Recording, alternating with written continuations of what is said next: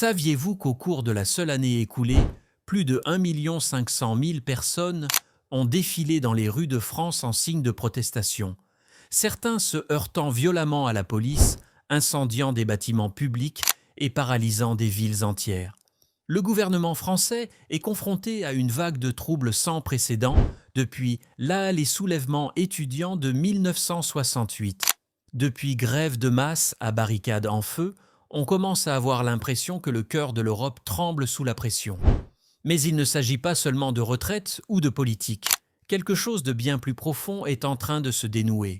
Le pays, autrefois fier de sa liberté, de son égalité et de sa fraternité, semble aujourd'hui pris dans une spirale de division, de peur et de frustration.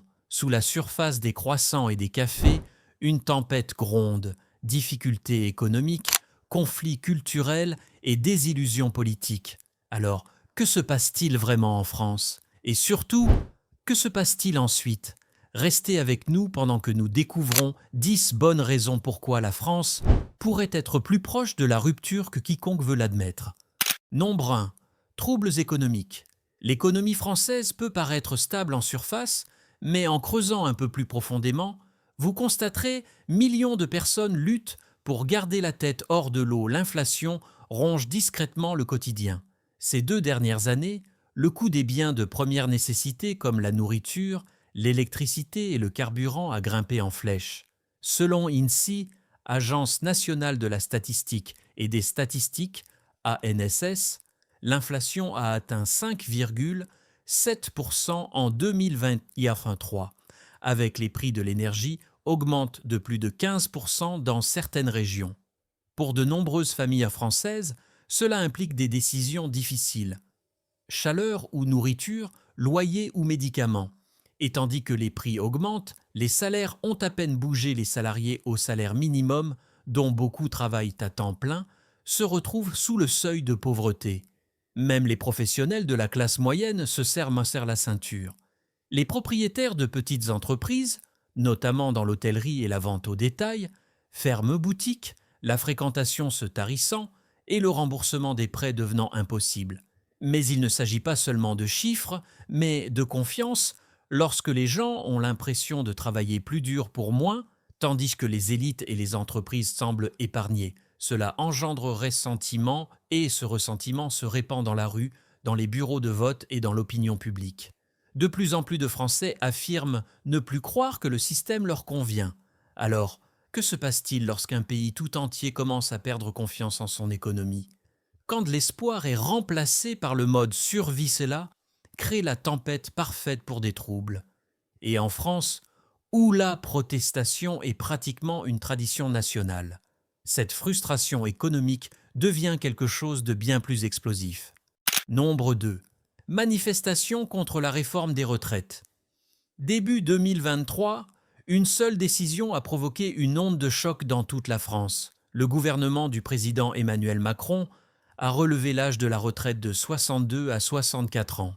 Bien que cela puisse sembler un ajustement mineur pour les étrangers, en France, cela a été perçu comme une atteinte directe à un droit sacré. Du jour au lendemain, les rues de Paris, Marseille, Lyon et des dizaines d'autres villes ont éclaté en signe de protestation. Des millions de personnes ont quitté leur emploi. Les transports ont été paralysés. Des incendies ont éclaté, alors que des affrontements éclataient entre citoyens et policiers anti-émeutes.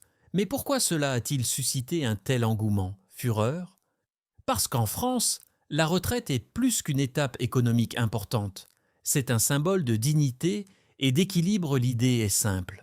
Travailler dur, contribuer, puis profiter de la vie. Pour beaucoup, repousser la retraite revient à se faire voler des années de travail. Et qu'est-ce qui a aggravé la situation? Le gouvernement Macron a fait passer la réforme point sans vote parlementaire, en utilisant une manœuvre juridique controversée que beaucoup ont considérée comme antidémocratique.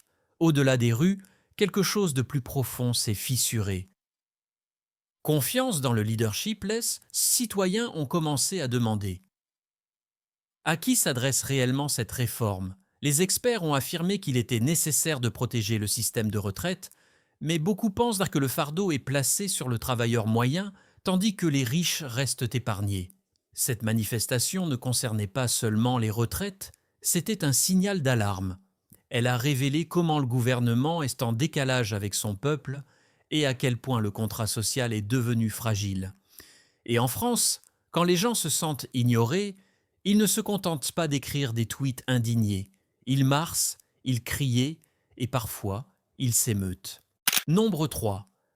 La montée de l'extrémisme politique. Ces dernières années, le paysage politique français a radicalement changé, et pas vers le centre. Les partis d'extrême gauche comme de droite gagnent du terrain comme jamais auparavant. Lors de l'élection présidentielle de 2022, plus de 41% des électeurs ont soutenu la candidate d'extrême droite Marine Le Pen, tandis que le leader d'extrême gauche, Jean-Luc Mélenchon, a également gagné en popularité, manquant de peu le second tour. Il ne s'agit pas seulement d'un bouleversement politique, mais d'un signe qu'aide millions de citoyens français ne font plus confiance au système traditionnel. Pourquoi cela arrive-t-il? Parce que pour beaucoup, la politique traditionnelle a échoué. L'augmentation des inégalités, l'anxiété culturelle et le sentiment d'être laissé pour compte ont poussé les électeurs à se tourner vers des partis promettant un changement radical. L'extrême droite s'adresse à ceux qui s'inquiètent de l'immigration, de l'identité nationale et de la criminalité, tandis que l'extrême gauche s'adresse aux jeunes, à la classe ouvrière et à ceux qui réclament la justice économique et l'action climatique. Au cœur de cette tendance se trouve un sentiment croissant selon lequel la démocratie française ne tient pas ses promesses. Le Parlement est divisé, le débat public est âpre. Les débats se sont transformés en échanges de voix et tout compromis semble quasiment impossible. Par conséquent, les voix extrémistes ne se contentent pas de paraître audacieuses, elles ressemblent à seuls ceux qui ont un plan. Et voici le danger. Lorsque les extrêmes politiques accèdent au pouvoir, le juste milieu s'effondre, les politiques deviennent plus agressives. La rhétorique devient source de division. Et les tensions sociales, déjà vives, peuvent rapidement s'intensifier, déborder en conflits. La France a toujours été un pays d'opinion forte et de voix fortes. Mais que se passe-t-il lorsque voix tirent dans des directions opposées sans que personne ne soit prêt à se rencontrer au milieu? C'est à ce moment-là que les démocraties ne plient pas et laissent casser. Nombre 4. La désillusion des jeunes. Dans un pays connu pour sa révolution et son idéalisme, la jeunesse française d'aujourd'hui est confrontée à une crise que peu de gens ont vu venir, désillusion. Autrefois plein d'espoir, de nombreux jeunes en France se sentent désormais coincés entre de grandes attentes et de sombres réalités. Le chômage des 15-24 ans oscille autour de 17%, presque le double de la moyenne nationale, même pour ceux qui ont des diplômes. Les emplois stables sont difficiles à trouver et le rêve d'indépendance financière s'éloigne. Mais il ne s'agit pas seulement d'emploi. Les jeunes en France perdent confiance en l'avenir. La flambée des loyers, l'anxiété climatique, l'impasse politique et l'instabilité économique créent un sentiment de désespoir. Lors des récentes manifestations étudiantes à Paris et Bordeaux, les pancartes ne portaient pas seulement l'inscription « Plus d'emploi ». Elles indiquaient « Pas d'avenir ». C'est effrayant. Beaucoup se sentent déconnectés d'un système politique. Cela ne les représente pas. Tandis que les générations plus âgées luttent pour préserver leur retraite, les jeunes s'inquiètent de pouvoir un jour prendre leur retraite. Les enquêtes montrent qu'un nombre croissant de jeunes Français se détournent complètement de la politique ou se tournent vers des idéologies extrêmes par frustration et désespoir. Et puis, il y a le poids culturel. Dans une société où l'éducation est rigoureuse et la pression forte, échouer tôt peut être ressenti comme une peine de prison à vie. La dépression, l'anxiété et l'épuisement professionnel sont en augmentation et le soutien en matière de santé mentale est souvent hors de portée ou négligé. La jeunesse est souvent le moteur du changement dans toute société. Mais que se passe-t-il lorsque ce moteur cale, non pas par paresse, mais parce qu'on court trop fort sans récompense? Nombre 5. Tensions liées à l'immigration. La France est depuis longtemps une terre d'immigration, un carrefour de culture, de langue et d'histoire. Mais ces dernières années, cette identité est devenue point d'éclair de tension nationale. Les banlieues des grandes villes comme Paris, Marseille et Lille, qui abritent souvent d'importantes communautés d'immigrés, sont devenues des symboles de ces deux phénomènes, richesse culturelle et troubles sociaux. De nombreux immigrants et leurs descendants sont confrontés à inégalités systémiques, des écoles sous-financées aux opportunités d'emploi limitées.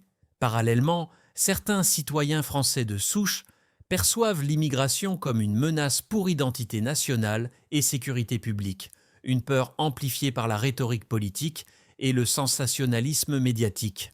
En période de crise, comme lors d'attentats ou d'attaques terroristes ou d'émeutes urbaines, ces divisions s'élargissent rapidement. La vague de réfugiés de 2015, suivie de la crise syrienne et des déplacements croissants en provenance des pays africains, a intensifié le débat. Le gouvernement a peiné à trouver un équilibre, point responsabilité humanitaire avec préoccupation du public. Et souvent, cela se termine par demi-mesure et répression musclée. Ces actions, bien que visant à préserver l'ordre, ont parfois approfondi le ressentiment et aliénation alimentée, en particulier parmi les jeunes de deuxième et troisième génération. Les critiques affirment que la France ne s'est pas pleinement adaptée à une société multiculturelle, les lois interdisant les symboles religieux dans l'espace public, notamment celles visant les communautés musulmanes, ont suscité des réactions négatives au niveau national et international. Ce qui est censé protéger la laïcité ressemble souvent, pour beaucoup, à une interdiction et une exclusion ciblée. Alors que la conversation autour identité, appartenance et intégration continue de se polariser, une question se pose. La France peut-elle trouver l'unité dans la diversité? Ou ces divisions définiront-elles son avenir? Si cette vidéo vous a fait réfléchir, dites-nous quel est, selon vous, le plus grand défi de la France. Partagez vos réflexions dans les commentaires. Nous mettons du cœur et des efforts dans chaque vidéo, donc si vous y avez trouvé de la valeur, n'hésitez pas à abonnez-vous à notre chaîne. Un simple clic suffit, mais cela compte énormément pour nous. Nombre 6. Lutte climatique et guerre de l'eau. La France, comme une grande partie de l'Europe, est confrontée à la dure réalité de le changement climatique, pas dans le futur, mais dès maintenant. En 2022, le pays a connu son été le plus sec depuis plus de 60 ans, avec des fleuves comme la Loire et la Garonne réduits à néant. Les récoltes ont été mauvaises, les incendies dans de forêts ont fait rage et les communautés rurales se sont retrouvées à court d'eau. Ce qui était autrefois des phénomènes météorologiques extrêmes rares est désormais une partie de la vie quotidienne. Mais la crise n'est pas seulement environnementale. Elle devient profondément politique. Dans des régions comme les Deux-Sèvres, des agriculteurs et des militants en colère se sont affrontés à la police à propos de méga-bassins, d'immenses structures de stockage d'eau destinées à lutter contre la sécheresse. Leurs partisans les affirment nécessaires à l'agriculture. Leurs opposants les qualifient de privatisation d'une ressource publique, accusant le gouvernement de favoriser les grandes entreprises agroalimentaires au détriment des petits agriculteurs et des écosystèmes locaux. Ces confrontations, dont certaines deviennent violentes, révèlent un conflit plus profond. Qui contrôle l'avenir des ressources naturelles? Alors que les conditions climatiques se dégradent, l'accès à l'eau potable devient une priorité, source de tension. Pas seulement de pénurie dans un pays fier de sa tradition d'activisme environnemental, les enjeux ne sont plus abstraits. Ils sont visibles dans la terre craquelée, les robinets secs et les foules en furie. La France est désormais confrontée à un difficile exercice d'équilibre, protéger l'environnement tout en soutenant les économies rurales, mais à mesure que les pressions climatiques s'intensifient, ces objectifs pourraient de plus en plus entrer en conflit.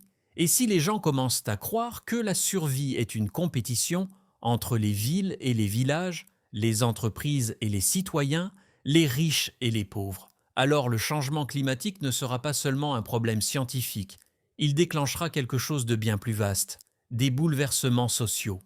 Nombre 7. Grève et crise du secteur public. En France, la grève est quasiment ancrée dans l'identité nationale. Mais ces dernières années, ce qui était autrefois un outil de négociation est devenu un symbole de désespoir.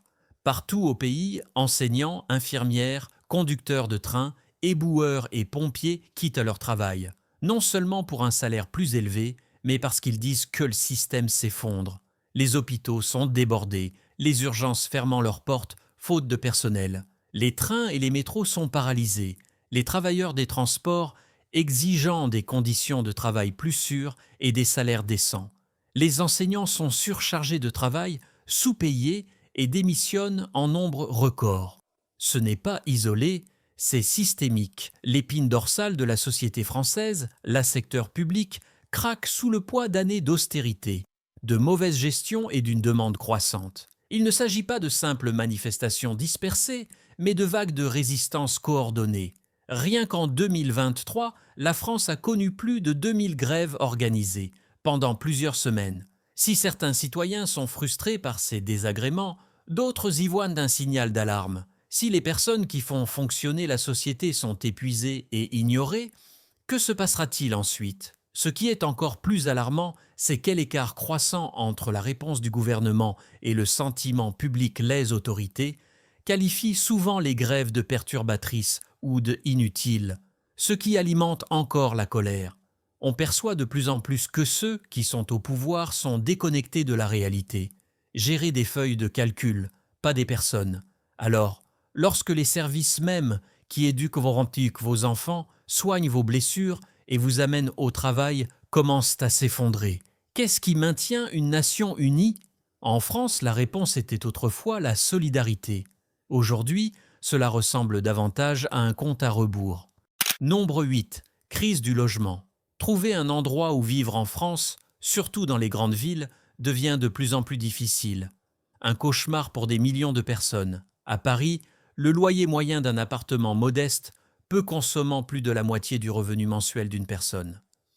Partout dans le pays, les prix de l'immobilier ont grimpé en flèche, tandis que les salaires stagnent, créant une situation impossible. Les familles de la classe ouvrière et même de la classe moyenne sont chassées de leur propre quartier en raison des prix élevés. Ce n'est pas seulement une question d'argent, c'est une question d'accès et dignité dans des villes comme Lyon, Marseille et Bordeaux. Les listes d'attente pour un logement abordable s'étendent sur des années.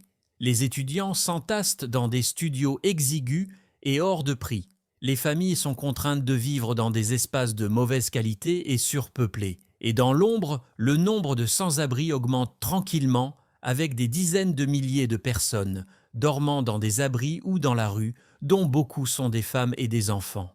Un facteur majeur, la montée en puissance location à court terme via des plateformes comme Airbnb, DS Immeubles Entiers, sont désormais réservées aux touristes plutôt qu'aux résidents.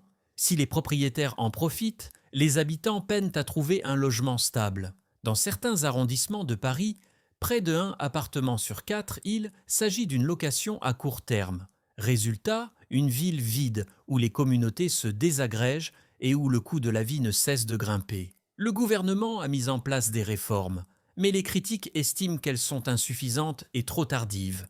Pour beaucoup, le rêve français d'accéder à la propriété se résume désormais à cela, un rêve. Et quand les gens sentent qu'ils ne peuvent pas se permettre un endroit où vivre, quand la sécurité, les racines et la stabilité disparaissent, la confiance sociale s'effondre. Le logement n'est pas seulement une question d'abri, c'est une question d'appartenance.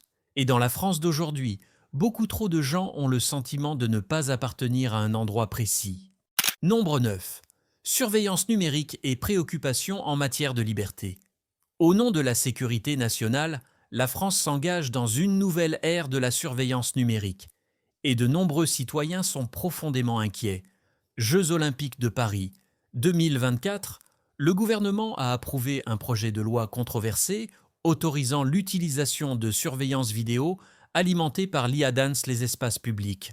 Ses partisans affirment qu'il s'agit d'une mesure nécessaire pour prévenir le terrorisme et gérer les foules. Mais ses détracteurs y voient quelque chose de bien plus effrayant, la lente érosion des libertés civiles. Pour la première fois, des algorithmes seront utilisés pour surveiller le comportement en temps réel, suivre les mouvements, analyser les tendances et signaler les activités suspectes.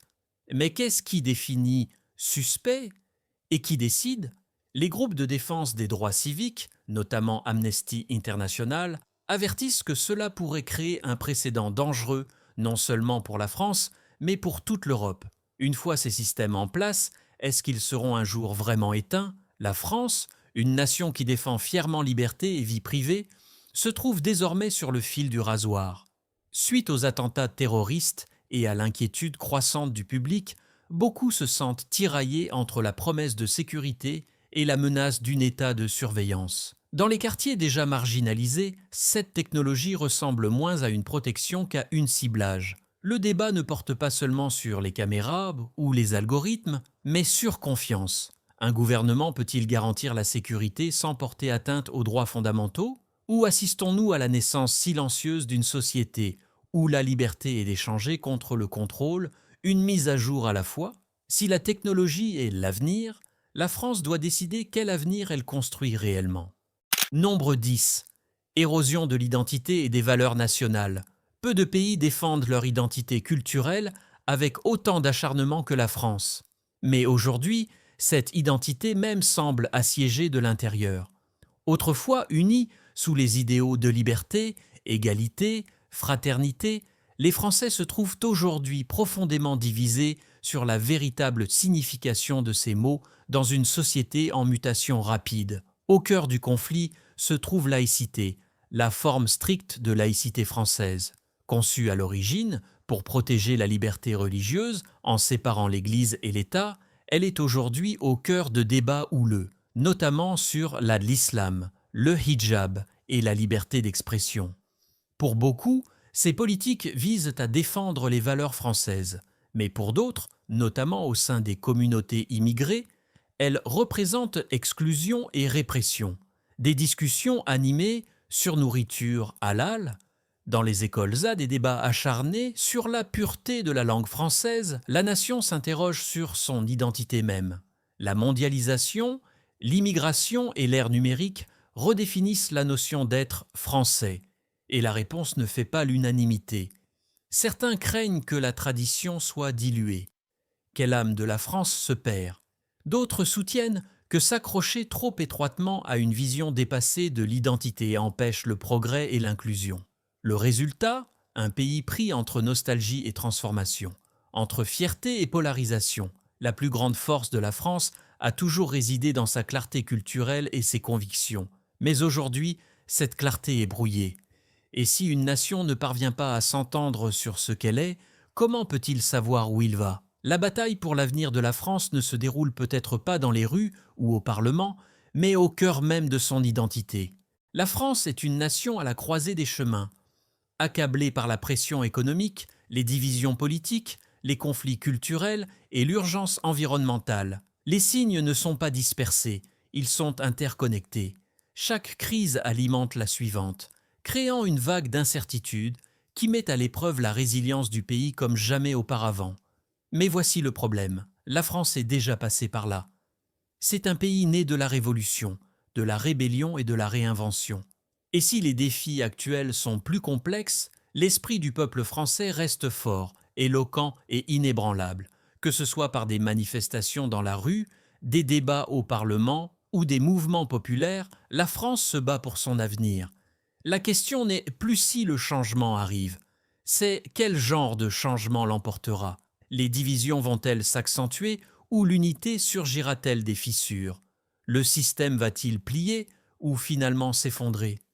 Ce n'est pas seulement l'histoire de la France, c'est un avertissement, un miroir et un moment de vérité pour les démocraties du monde entier.